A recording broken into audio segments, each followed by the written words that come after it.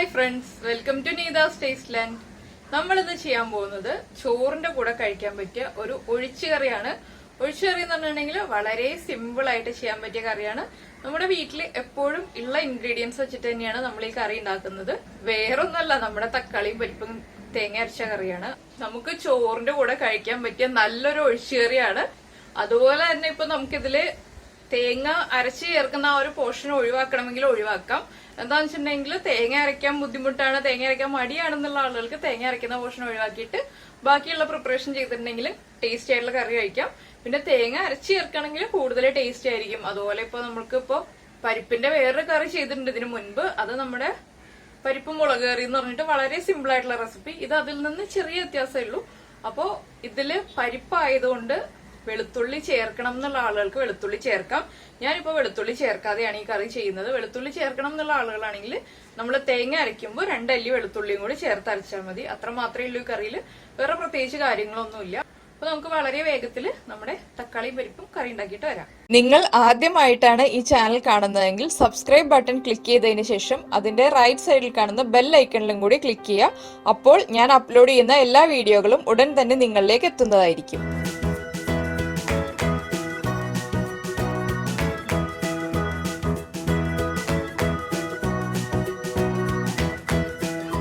നമ്മുടെ ഇൻഗ്രീഡിയൻസ് നോക്കിയാലോ. നമ്മള് തൂരപ്പരിപ്പ്, 1/2 കപ്പ് തൂരപ്പരിപ്പ് അരമണിക്കൂർ വെള്ളത്തിൽ സോക്ക് ചെയ്തെടുത്തിട്ടുണ്ട്. അതുപോലെ തന്നെ തേങ്ങ ചിരവിയത്, മുളക് പൊടി, മഞ്ഞൾപ്പൊടി, കടുക്, 2 തക്കാളി, 1 പച്ചമുളക്, പിന്നെ നമുക്ക് വറവിടാൻ വേണ്ടിയിട്ട് വറ്റൽമുളക്, ഉള്ളി, കറിവേപ്പില. ഇത്രയാണ് ആവശ്യമുള്ളത്. തേങ്ങയാണെങ്കിൽ ഇത് മുഴുവൻ എടുക്കില്ല കേട്ടോ. ഒരു 5 ടേബിൾ സ്പൂൺ തേങ്ങ എടുക്കുള്ളൂ. 2 തക്കാളിക്ക് 5 ടേബിൾ സ്പൂൺ തേങ്ങ മതി. ആദ്യം നമുക്ക് ഈ പരിപ്പ് ഒന്ന് കുക്ക് ചെയ്തെടുക്കാം. പരിപ്പ് കുക്ക് ചെയ്യുമ്പോൾ ഞാനിപ്പോ പ്രഷർ കുക്കറിലല്ല കുക്ക് ചെയ്യുന്നത്. എന്താന്ന് വെച്ചിട്ടുണ്ടെങ്കിൽ തൂരപ്പരിപ്പ് സോക്ക് ചെയ്തതുകൊണ്ട് വേഗം തന്നെ കുക്കായി കിട്ടും. അപ്പൊ നമ്മൾ പ്രഷർ കുക്കറിൽ കുക്ക് ചെയ്യുകയാണെങ്കിൽ വല്ലാതെ അങ്ങ് ഉടഞ്ഞു പോയിട്ട്, നമ്മളിപ്പോ സാമ്പാറിലൊക്കെ പരിപ്പ് കുക്ക് ചെയ്യില്ല, അതുപോലെ ഓവർ കുക്കായി പോവും. അപ്പൊ ഈ കറിയിൽ പരിപ്പും കൂടെ ഓവർ കുക്കായി പോയിട്ട് വല്ലാതെ ഉടഞ്ഞു പോയിട്ടുണ്ടെങ്കിൽ കറിക്ക് വല്ലാതെ കൊഴുപ്പ് കൂടിപ്പോവും. നമുക്ക് കഴിക്കുമ്പോൾ അത്ര ടേസ്റ്റ് ഉണ്ടാവില്ല. അപ്പൊ ഉടഞ്ഞു പോവാത്ത രീതിയിൽ പരിപ്പ് കുക്കാവുന്നതാണ് ഇതിൽ നല്ലത്. അതുകൊണ്ട് ഞാനിപ്പോ ചട്ടിയിലാണ് പരിപ്പ് കുക്ക് ചെയ്യാൻ വെക്കുന്നത്. നമ്മളിപ്പോ നമ്മുടെ പരിപ്പ് കുക്ക് ചെയ്യാൻ വേണ്ടിയിട്ട് കുറച്ച് വെള്ളം ചൂടാക്കാൻ വെച്ചിട്ടുണ്ട്. ഇതിലേക്ക് നമുക്ക് സോക്ക് ചെയ്ത് വെച്ചിരിക്കുന്ന പരിപ്പ് ഇട്ട് കൊടുക്കാം. ഇതിന്റെ കൂടെ നമ്മൾ ചേർക്കുന്നത് 1 പച്ചമുളകാണ്. പച്ചമുളക് ഒന്ന് 2ആയിട്ട് ഒടിച്ചിട്ട് കൊടുക്കുക. അതുപോലെ തന്നെ 1 തണ്ട് കറിവേപ്പില. ഇതിലേക്ക് ഇനി നമ്മൾ ചേർക്കുന്നത് മുളക് പൊടിയാണ്. പരിപ്പ് കുക്ക് ചെയ്യാൻ വെക്കുമ്പോൾ തന്നെ മുളക് പൊടി ചേർക്കുന്നുണ്ട്. 1/2 ടീസ്പൂൺ കാശ്മീരി ചില്ലി പൗഡറാണ് ചേർക്കുന്നത്.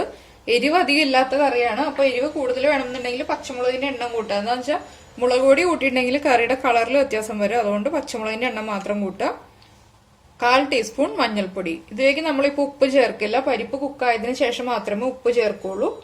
ഇനിയിപ്പോ ഇതൊന്ന് തിളച്ച് പരിപ്പ് കുക്കായി വരട്ടെ. ഇപ്പൊ നമ്മുടെ പരിപ്പ് കുക്കാവുന്ന സമയത്ത് നമുക്ക് ഇതിലേക്ക് വേണ്ട അരപ്പ് റെഡിയാക്കി എടുക്കാം. അരപ്പ് റെഡിയാക്കി എടുക്കുക എന്ന് പറഞ്ഞാൽ നമ്മൾ ഒരു 5 ടേബിൾ സ്പൂൺ അല്ലെങ്കിൽ ഒരു 1/4 കപ്പ് തേങ്ങ, കപ്പില് പറയുകയാണെങ്കിൽ 1/4 കപ്പ് തേങ്ങ വെള്ളം ചേർത്ത് അരച്ചെടുക്കുക. നന്നായിട്ട് അരച്ചെടുക്കുക. അത്രേ ഉള്ളൂ. നമ്മൾ ഇതിലേക്ക് വേറെ ഇൻഗ്രീഡിയൻസ് ഒന്നും ചേർക്കണ്ട. മഞ്ഞൾപ്പൊടിയോ അങ്ങനെ ഒന്നും വേണ്ട. ഞാനത് അരച്ചെടുത്തിട്ട് വരട്ടെ. പരിപ്പും കുക്കായി വരട്ടെ. ഇപ്പൊ നമ്മുടെ പരിപ്പ് കുക്കായി തുടങ്ങിയിട്ടുണ്ട്. കുക്കായി തുടങ്ങിയിട്ടുണ്ടെന്ന് പറഞ്ഞിട്ടുണ്ടെങ്കിൽ ഒരു പകുതിയിൽ കൂടുതൽ കുക്കായി കഴിഞ്ഞു. പരിപ്പ് കാണുമ്പോൾ തന്നെ നമുക്ക് അറിയാൻ പറ്റും പരിപ്പ് കുക്കായി തുടങ്ങി എന്നുള്ളത്. ചില പരിപ്പൊക്കെ ഉടഞ്ഞു തുടങ്ങി. അപ്പൊ പരിപ്പ് കുക്ക് ചെയ്യാൻ വെക്കുമ്പോൾ വെള്ളം വറ്റി പോവുകയാണെന്നുണ്ടെങ്കിൽ ചൂടുവെള്ളം മാത്രം ചേർക്കുക വീണ്ടും അതിലേക്ക്. പിന്നെ പച്ചവെള്ളം ഒഴിച്ചിട്ട് കുക്ക് ചെയ്യുകയാണെങ്കിൽ ആ ഒരു പച്ചവെള്ളത്തിന്റെ ചുവ വരും. ഇതിലേക്ക് നമ്മൾ കട്ട് ചെയ്ത് വെച്ചിരിക്കുന്ന തക്കാളി ചേർക്കുക. ഞാനിപ്പോ 2 തക്കാളി കട്ട് ചെയ്ത് വെച്ചിട്ടുണ്ട്. ചെറുതായിട്ട് കട്ട് ചെയ്തു.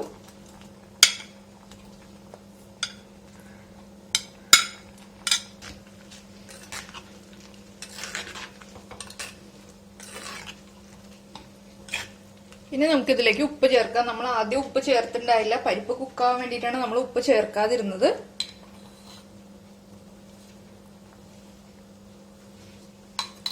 ഉപ്പ് ചേർത്തു. ഉപ്പും ചേർത്തിട്ട് മിക്സ് ചെയ്യുക. അപ്പൊ ഞാനിതിപ്പോ അടച്ചു വെച്ചിട്ടല്ല കേട്ടോ കുക്ക് ചെയ്തത്. എന്താന്ന് വെച്ചിട്ടുണ്ടെങ്കിൽ തിളച്ച് പോവാതിരിക്കാൻ വേണ്ടിയിട്ട് തുറന്നു വെച്ചിട്ട് തന്നെയാണ് പരിപ്പ് കുക്ക് ചെയ്തെടുത്തത്. ഇനിയിപ്പോ ഈ തക്കാളിയും പരിപ്പും ഒന്ന് കുക്കായി വരട്ടെ. തക്കാളി ഉടഞ്ഞു പോവരുത്, ഒന്ന് കുക്കായി വന്നാൽ മതി. വല്ലാതെ അങ്ങ് ഓവർ കുക്കായി പോവണ്ട. അതുപോലെ തന്നെ ഉപ്പ് പരിപ്പിലേക്കും തക്കാളിയിലേക്കും എല്ലാം നന്നായിട്ട് ചേർന്ന് വരണം. നമുക്കൊന്ന് ഫ്ലെയിം കൂട്ടി വെച്ചതിന് ശേഷം നന്നായി തിളച്ച് കഴിയുമ്പോൾ ഫ്ലെയിം കുറയ്ക്കുക. ഇപ്പോഴും വെള്ളം ചേർക്കുകയാണെങ്കിൽ നമ്മൾ ചൂടുവെള്ളം തന്നെ ചേർക്കുക. അപ്പൊ നമ്മള് തക്കാളി ചേർത്തതിന് ശേഷം കറി തിളച്ചു തുടങ്ങിയിട്ടുണ്ട്. ഞാനപ്പോ വെള്ളം കുറവായതുകൊണ്ട് കുറച്ചുകൂടി ചൂടുവെള്ളം ചേർത്തിട്ടുണ്ട്. തിളച്ചതിന് ശേഷം ലോ ഫ്ലെയിമിലേക്ക് മാറ്റാം. ഇനി ഇത് ലോ ഫ്ലെയിമിൽ ഇരുന്നിട്ട് കുക്കായി വരട്ടെ. തക്കാളി ഉടഞ്ഞു പോരുതെന്ന് പറഞ്ഞിരുന്നു. തക്കാളിയുടെ തക്കാളിയിൽ നിന്ന് വിട്ട് വരാനേ പാടുള്ളൂ. വല്ലാതെ ഉടഞ്ഞു പോയിട്ടുണ്ടെങ്കിൽ കറിയിൽ പുളി കൂടും. അപ്പൊ എന്താന്ന് വെച്ചാൽ നമുക്ക് തക്കാളി കഷ്ണങ്ങളൊന്നും കാണാനും കിട്ടില്ലല്ലോ. അതുകൊണ്ട് ഉടഞ്ഞു പോകുന്നത് ഇഷ്ടമാണെങ്കിൽ ഉടഞ്ഞു പോകുന്ന രീതിയിൽ കുക്ക് ചെയ്യാം. ഇല്ലാന്നുണ്ടെങ്കിൽ ഉടഞ്ഞു പോകാത്ത രീതിയിൽ കുക്ക് ചെയ്യാം. ഞാനിപ്പോ തക്കാളി വല്ലാതെ അങ്ങ് ഉടഞ്ഞു പോകുന്ന രീതിയിലല്ല കുക്ക് ചെയ്യുന്നത്. ഇനിയിപ്പോ ഇതൊരു 4 മിനിറ്റ് അല്ലെങ്കിൽ 3 മിനിറ്റ് കുക്കായി വന്നാൽ മതി ലോ ഫ്ലെയിമിൽ ഇരുന്നിട്ട്. അപ്പൊ കറക്റ്റ് ആയിട്ട് തക്കാളി കുക്കായി കിട്ടും. അപ്പൊ അത് കുക്കായി കഴിയുമ്പോൾ നമുക്ക് കാണാം. അപ്പൊ നമ്മുടെ തക്കാളിയും കുക്കായി വന്നിട്ടുണ്ട്. ഇതുപോലെ ഇത് കണ്ടോ, തക്കാളിയിൽ നിന്ന് സ്കിന്നൊക്കെ വിട്ടു തുടങ്ങി. ചെറുതായിട്ട് കട്ട് ചെയ്തുകൊണ്ട് തന്നെ വേഗം തന്നെ തക്കാളി കുക്കായി കിട്ടും. ഇനിയിപ്പോ നമുക്ക് ഇതിലേക്ക് നമ്മൾ അരച്ചു വെച്ചിരിക്കുന്ന അരപ്പ് ചേർക്കാം. ഞാൻ അധികം വെള്ളം ചേർക്കാതെയാണ് അരച്ചെടുത്തിട്ടുള്ളത്. എന്താണെന്ന് വെച്ചാൽ നമുക്ക് അധികം ലൂസായിട്ടുള്ള കറിയായിട്ട് വേണമെന്നുണ്ടെങ്കിൽ കുറച്ച് വെള്ളം ചേർത്തിട്ട് അരച്ചെടുക്കാം. ഇനിയിപ്പോ നമുക്ക് അരപ്പ് ഇതിലേക്ക് മിക്സ് ചെയ്യാം. അരപ്പ് മിക്സ് ചെയ്യുമ്പോൾ വെള്ളം ആദ്യമേ ചേർക്കരുത്. അരപ്പ് ചേർത്തതിന് ശേഷം മാത്രം വെള്ളം ചേർക്കുക. എന്താണെന്ന് വെച്ചിട്ടുണ്ടെങ്കിൽ കൂടുതൽ ലൂസായിട്ടുള്ള കറിയായിട്ടാണ് വേണ്ടതെങ്കിൽ മാത്രമേ കൂടുതൽ വെള്ളം ചേർക്കാൻ പാടുള്ളൂ. അതിപ്പോ ഞാൻ ഒരുപാട് ലൂസായിട്ടുള്ള കറിയായിട്ടല്ല, ഒരു മീഡിയം തിക്നെസ് ഉള്ള കറിയായിട്ടാണ് ചെയ്യുന്നത്. ഇതിന് ഇരുന്നിട്ടൊന്ന് കുറുകൂട്ടോ, അതനുസരിച്ചിട്ട് നമ്മൾ വെള്ളം ചേർക്കണം. പരിപ്പായതുകൊണ്ട് തന്നെ ചെറുതായിട്ടൊന്ന് കുറുകി വരും. നമുക്ക് കുറച്ച് വെള്ളം ചേർക്കാം. ഇതെന്താന്ന് വെച്ചാൽ നമ്മള് കുറച്ച് തേങ്ങയല്ലേ എടുത്തുള്ളൂ. അപ്പൊ എന്താന്ന് വെച്ചാൽ മിക്സിയിൽ അരഞ്ഞു കിട്ടാൻ ബുദ്ധിമുട്ടായിരുന്നു. അപ്പൊ ഞാൻ കുറച്ചധികം തേങ്ങ അരച്ചിട്ട് കുറച്ച് തേങ്ങ എടുത്ത് മാറ്റി വെച്ചു. കുറെ സമയം അരച്ചിട്ടും തേങ്ങ അരയുന്നുണ്ടായിരുന്നില്ല. അപ്പൊ അത് നമുക്ക് അടുത്ത ദിവസം കറി ഉണ്ടാകുമ്പോഴോ എപ്പോഴാന്ന് വെച്ചാൽ യൂസ് ചെയ്യാം. കുറച്ച് തേങ്ങ അരച്ച് വെച്ചെന്ന് വെച്ചിട്ട് കുഴപ്പമില്ലല്ലോ. അപ്പൊ വേഗം അരഞ്ഞു കിട്ടും. വെള്ളം ചേർക്കുമ്പോൾ ആദ്യം കുറച്ച് വെള്ളം ചേർക്കുക. ഇത് പിന്നെ കുറുകി വരും എന്നുള്ള ഒരു കണക്കൂട്ടൽ വേണം നമ്മൾ വെള്ളം ചേർക്കാനായിട്ട്. അപ്പോൾ അരപ്പ് ചേർത്തതിന് ശേഷം ഇത് കണ്ടോ, നല്ല ലൂസായിട്ടുള്ള രീതിയിലാണ് ഞാനിപ്പോ വെള്ളം ചേർത്തിരിക്കുന്നത്. അത് നമ്മൾ അരപ്പ് ചേർത്തപ്പോൾ വെള്ളം ചേർത്തത് ലൂസായിട്ടുള്ള രീതിയിലാണ്. ഇനി ഇതിപ്പോ പരിപ്പ് കുറുകി വരുന്നതനുസരിച്ച് നമ്മുടെ കറിയുടെ തിക്നെസ് കൂടും. തേങ്ങയുടെ ആ ഒരു റോ ടേസ്റ്റ് ഒക്കെ മാറി ഒന്ന് ചെറുതായി കുറുകി വരുമ്പോൾ നമുക്ക് ഫ്ലെയിം ഓഫ് ചെയ്യാം. ഈ സമയത്ത് ഉപ്പ് ചെക്ക് ചെയ്യുക. ഉപ്പ് കുറവാണെങ്കിൽ ഇപ്പോഴാണെങ്കിൽ ഉപ്പ് ആഡ് ചെയ്ത് കൊടുക്കാം. ഇപ്പൊ നമ്മുടെ കറി നന്നായിട്ട് തിളച്ചു കുറുകി തുടങ്ങി. ഇത്ര മതി. ഇനി ഇത് വീണ്ടും ഇരുന്ന് കുറുകും. നമ്മൾ ഫ്ലെയിം ഓഫ് ചെയ്താലും മൺചട്ടി ആയതുകൊണ്ട് തന്നെ കുറുകും. അപ്പൊ ഞാൻ ഫ്ലെയിം ഓഫ് ചെയ്തു. ഇനിയിപ്പോ നമുക്ക് ഇതിലേക്ക് വറവ് ചേർക്കാന്നുള്ളതേ ഉള്ളൂ. ഉപ്പൊക്കെ കറക്റ്റ് ചെയ്തിട്ടുണ്ട്. കുറച്ച് ഉപ്പ് കുറവായിരുന്നു, അപ്പൊ ഞാൻ ഇടയ്ക്ക് ഉപ്പ് ചേർത്തു.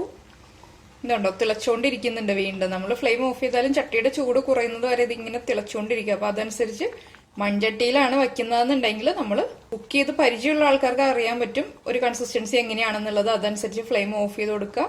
ഇല്ല വേറെ പാത്രങ്ങളിലാണ് വെക്കുന്നതെന്നുണ്ടെങ്കിൽ ഇതുപോലെ തിളച്ചോണ്ടിരിക്കില്ല.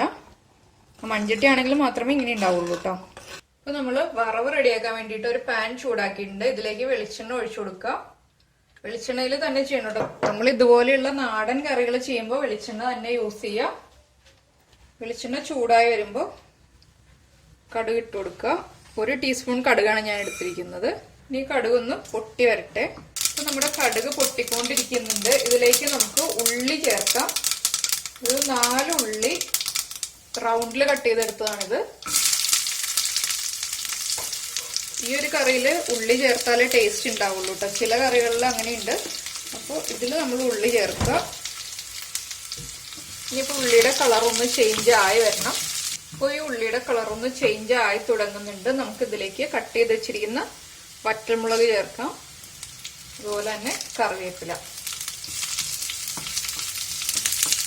വറ്റൽമുളകിന്റെ കളർ മാറി പോകുന്നതിന് മുന്നേ തന്നെയായിട്ട് നമ്മളിത് കറിയിലേക്ക് ചേർക്കണം. ഇല്ലാന്നുണ്ടെങ്കിൽ ആ ഒരു റെഡ് ഷെയ്ഡ് പോയിട്ട് ബ്ലാക്ക് ഷെയ്ഡ് വന്നു തുടങ്ങും വറ്റൽമുളകിന്. ഇത്ര മതി. നമുക്ക് ഫ്ലെയിം ഓഫ് ചെയ്യാം. നമുക്ക് കറിയിലേക്ക് ചേർക്കാം. ഇതിലിപ്പോ നമുക്ക് കാണാൻ ഇപ്പൊ കുറച്ചുകൂടി ഒരു റെഡ് ഷെയ്ഡ് വേണമെന്നുണ്ടെങ്കിൽ കുറച്ച് മുളക് പൊടി ഈ വറവ് ചേർക്കുമ്പോൾ ഇതിന്റെ കൂടെ ചേർത്തിട്ട് മിക്സ് ചെയ്യുകയാണെങ്കിൽ കുറച്ചുകൂടി റെഡ് ഷെയ്ഡ് വരും. ഇപ്പൊ നമ്മുടെ കറിക്ക് ആവശ്യത്തിന് കളർ ഉണ്ട്. അതുകൊണ്ട് തന്നെ ഞാൻ വീണ്ടും മുളക് പൊടി ചേർക്കുന്നില്ല. അപ്പോൾ കാശ്മീരി ചില്ലി പൗഡർ ആയതുകൊണ്ടാണ് ഇങ്ങനെ ഒരു കളർ കിട്ടിയത്. നമ്മളിപ്പോ സാധാരണ മുളക് പൊടിയാണ് ചേർത്തതെങ്കിൽ ഈ കളർ ഉണ്ടാവില്ല. അപ്പോൾ ഒരു 2 പിഞ്ച് മുളക് പൊടി നമ്മൾ ഈ വറവിന്റെ കൂടെ ചേർത്തിട്ട് മിക്സ് ചെയ്ത് ഈ കറിയിലേക്ക് ചേർക്കാം. ഫ്ലെയിം ഓഫ് ചെയ്തതിന് ശേഷം മാത്രം മുളക് പൊടി വറവിലേക്ക് ചേർക്കാം കേട്ടോ. ഇല്ലാന്നുണ്ടെങ്കിൽ കരിഞ്ഞു പോവും. അങ്ങനെ ചേർത്ത് കഴിയുമ്പോൾ നമ്മുടെ കറി ഇതുപോലെ കാണാൻ ഭംഗിയുള്ള കളറായി വരും. ഇനിയിപ്പോ ഇതൊന്ന് അടച്ചു വെച്ചതിന് ശേഷം ഒരു 5 മിനിറ്റ് കഴിഞ്ഞിട്ട് നമുക്ക് സെർവ് ചെയ്യാം. ഇതാ നമ്മുടെ തക്കാളി കറി ചെറുതായിട്ട് കുറുകി വന്നിട്ടുണ്ട്. നമ്മളിപ്പോ ഓഫ് ചെയ്ത് വെച്ചതിനേക്കാൾ കുറുകി വന്നിട്ടുണ്ട്. പിന്നെ തേങ്ങ അരച്ച് ചേർക്കുമ്പോൾ നമ്മളിപ്പോ കുറച്ച് തേങ്ങയല്ലേ അരച്ച് ചേർത്തുള്ളൂ. കുറച്ചുകൂടി തിക്കായിട്ട് വേണമെന്നുണ്ടെങ്കിൽ കൂടുതൽ തേങ്ങ അരച്ച് ചേർക്കാം. പക്ഷെ കൂടുതൽ തേങ്ങ ചേർക്കുന്നതിനേക്കാൾ ടേസ്റ്റ് കുറച്ച് തേങ്ങ അരച്ച് ചേർക്കുമ്പോഴാണ് ആ തക്കാളിയുടെയും പരിപ്പിന്റെയും എല്ലാം ടേസ്റ്റ് ഉണ്ടാവുക.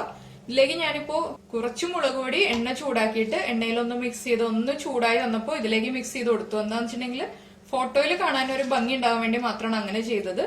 അപ്പൊ നമ്മൾ വറവിടുമ്പോൾ ചേർക്കാതിരുന്നത് എന്താണെന്ന് വെച്ചിട്ടുണ്ടെങ്കിൽ നമ്മൾ മിക്സ് ചെയ്ത് കഴിയുമ്പോൾ അതെല്ലാം ചേർന്നിട്ട് മിക്സ് ആയി പോകുമല്ലോ, അതുകൊണ്ടാണ് അപ്പോൾ ചേർക്കാതിരുന്നത്. അപ്പൊ എല്ലാവരും ഈ കറി ചോറിന്റെ കൂടെ ഉണ്ടാക്കി കഴിച്ചതിന് ശേഷം, ചോറിന്റെ കൂടെ മാത്രമല്ല കേട്ടോ, ചപ്പാത്തിയുടെ കൂടെ കഴിക്കാം, പുട്ടിന്റെ കൂടെ കഴിക്കാം. അപ്പോ എല്ലാവരും ഈ കറി ഉണ്ടാക്കി കഴിച്ചതിന് ശേഷം ഫീഡ്ബാക്ക് അറിയിക്കുക. ലൈക്ക് ചെയ്യുക, ഷെയർ ചെയ്യുക, കമന്റ് ചെയ്യുക. അതുപോലെ തന്നെ സബ്സ്ക്രൈബ് ചെയ്യാത്ത ആളുകൾ സബ്സ്ക്രൈബ് ചെയ്യുക. നമുക്ക് നമ്മുടെ അടുത്ത റെസിപ്പിയുമായിട്ട് അടുത്ത ദിവസം കാണാം. ബൈ.